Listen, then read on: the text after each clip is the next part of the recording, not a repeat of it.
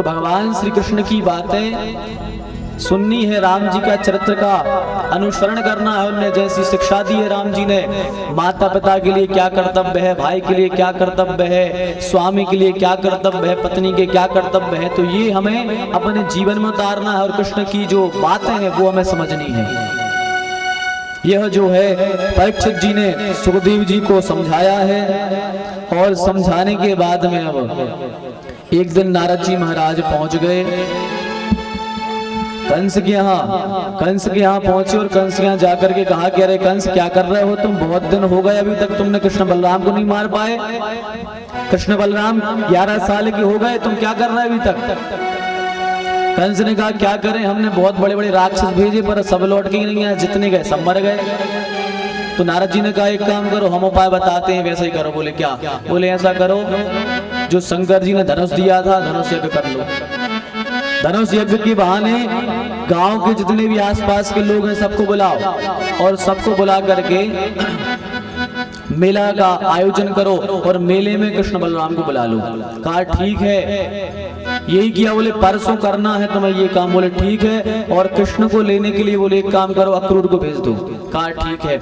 अक्रूर जी को बुलाया, कहा आपको कृष्ण को लेने जाना है। आप कथा को केवल आप सूत्रात्मक समझ लो, कथा विस्तार से सुनोगे या सूत्रों में सुनोगे तो भी समझ में आ जाएगी। भगवान के लिए लेने के लिए अक्रूर को भेजा। अक्रूर का मतलब क्या है? अक्रूर का अर्थ होता है अच्छा मन, अच्छा मन होता है अक्रूर का अर्थ। तो कंस ने क्या किया, अभी तक जितने भेजे सब क्रूर क्रूर भेजे, माने बुरे मन वाले भेजे भगवान को लेने। जब क्रूर क्रूर भेजे तो भगवान नहीं आए, अक्रूर को भेजा तो आ गए। माने ये हम पर बात लागू होती है, यदि भगवान को पाना है तो बुरे मन से भगवान नहीं मिलेंगे। अपने मन को क्रूरता हटाओ अपने मन की, और अपने मन को जब अक्रूर कर लोगे, अच्छा मन कर लोगे तो निर्मल मन जन सोमु ही पावा, मोह कपट छल छित्र ना भावा। भगवान को निर्मल मन वाले पसंद आते हैं। जब आपका मन अक्रूर हो जाएगा, सुंदर मन हो जाएगा, तो आपके हृदय रूपी मंदिर में भी ठाकुर जी आकर के बैठ जाएंगे और आपका भी उद्धार कर देंगे। तो अक्रूर को भेजा, अक्रूर के साथ में भगवान आए हैं। अक्रूर के साथ में भगवान आए, विश्राम घाट पर भगवान ने विश्राम किया। मथुरा नगरी देखने के लिए गए हैं। मथुरा नगरी में देखते हुए भगवान ने कंस की रजक का उद्धार किया। सुदामा नाम के माली के द्वारा भगवान ने मालाओं को धारण किया है और बढ़िया सुंदर वस्त्र पहने उनको फिट कराया। एक नामदेव तिरल के यहाँ से बढ़िया माला पहनी और जो कुब्जा नाम की स्त्री थी ठाकुर जी ने उसका उद्धार किया, चंदन लगवाया, उसको परम सुंदर बना दिया।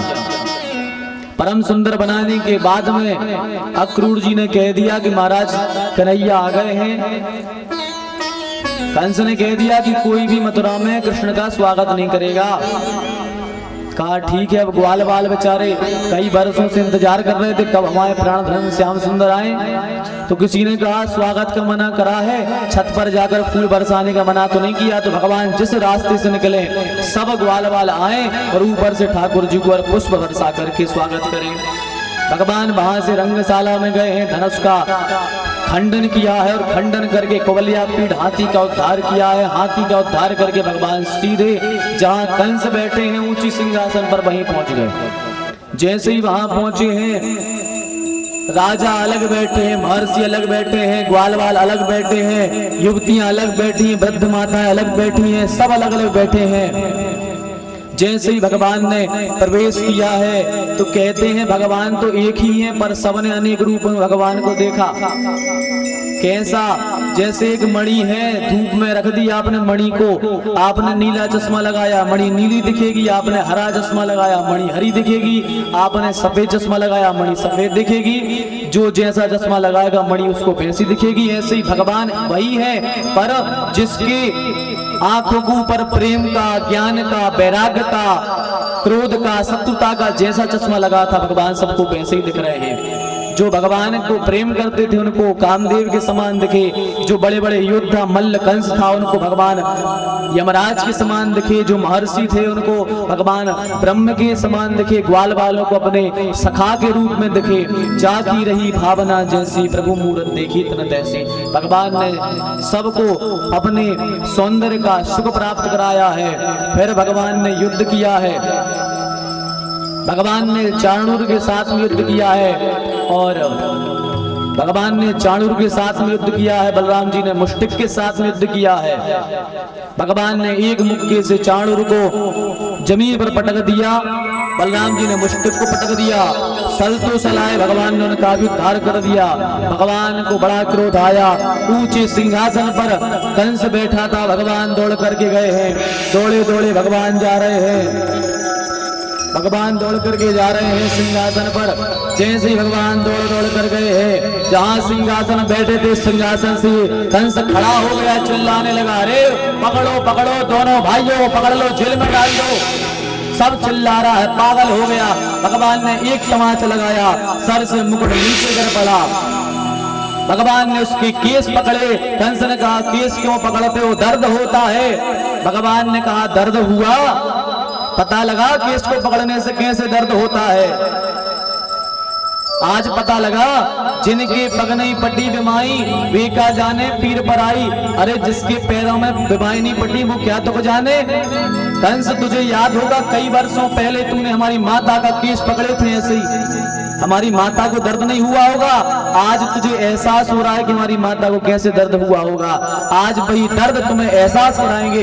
भगवान ने केसों को पकड़ा है, और जैसे भगवान ने धक्का लगाया, जीनों पे से नीचे गिरा। भगवान सारे संसार का भार लेकर के जैसे ही छलांग लगा कर कूदे, कंस के ऊपर गिरे और कंस का भोजन हो गया।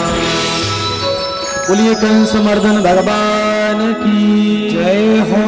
भगवान ने कंस का मर्दन किया। कंस के 4 भाई थे, उनका भी उद्धार कर दिया।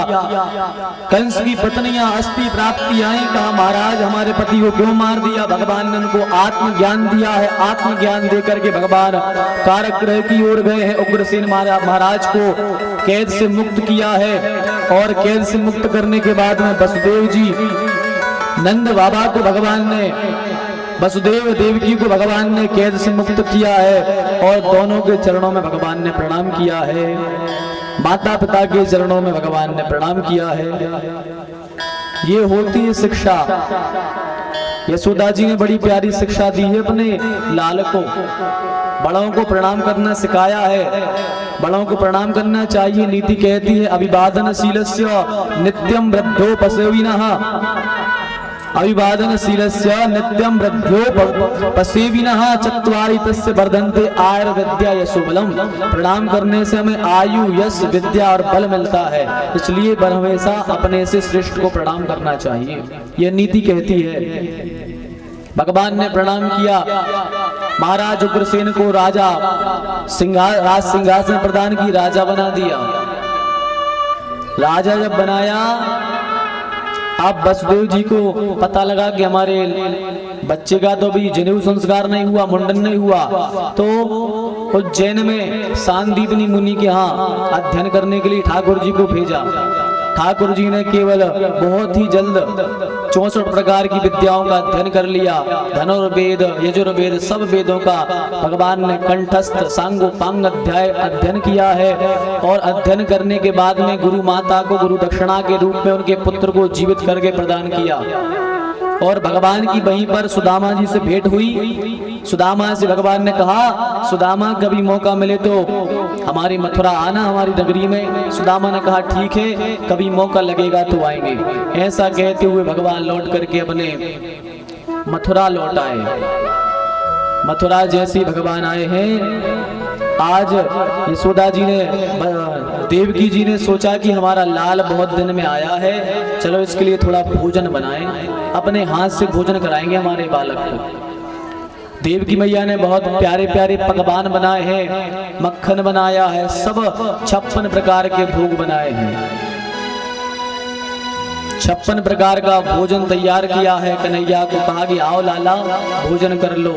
पर जैसे कन्हैया भोजन करने आए और जैसे भोजन को देखा, आंखों से आंसू आ गए। आंखों से रोने लगे। देवकी मैया ने कहा, कृष्ण क्या हुआ, रो क्यों रहे हो? कृष्ण कहते हैं, मां भोजन में जो बनाना बना लेना, पर भोजन में मुझे मक्खन मत दिया करो, मुझे मक्खन मत दिया करो। देवकी मैया ने कहा, क्यों, ऐसा क्यों? बोले, मां मक्खन और दूध केवल हम अपनी माँ यशोदा के हाथ का ही खाते और पीते हैं। हमें अपनी माता यशोदा के हाथ का ही मक्खन अच्छा लगता है और किसी के हाथ का मक्खन हमें अच्छा नहीं लगता। इसलिए जो बनाना है बनाना, पर मुझे कभी खाने में मक्खन मत देना। भगवान रोने लगे और रो करके भगवान वहां से यमुना जी के तट चले गए। देवकी मैया रोने लगी, कहने लगी, क्या बात है, मेरे कृष्ण को क्या है? अरे उसके स्वभाव को तो जानते नहीं है, बचपन में हमने कभी उसको खिलाया नहीं, गोद में लिया नहीं, उसके स्वभाव से परिचित है नहीं। वसुदेव जी के पास में गई, बोले, नाथ आज कृष्ण बहुत रो रहा है। तो वसुदेव जी ने कहा, क्या करें, हम उसके स्वभाव से परिचित तो है नहीं, अब वो क्यों रो रहा है वो ही जाने। उसी समय उद्धव जी आ गए।